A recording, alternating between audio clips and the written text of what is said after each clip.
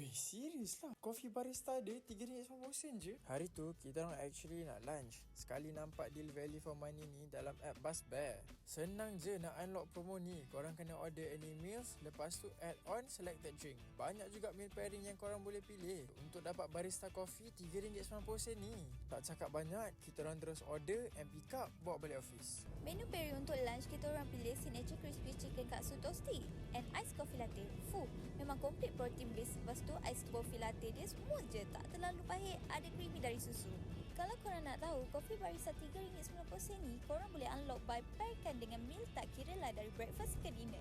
Macam breakfast, korang boleh pairkan hash brown dengan egg toasty with ice americano yang bold, ngam sikit bagi korang. Untuk tea time, korang boleh pairkan sugar cloud donut or double chocolate chip pairingkan dengan signature ice chocolate latte yang creamy chocolatey, pekat smooth tu memang layan.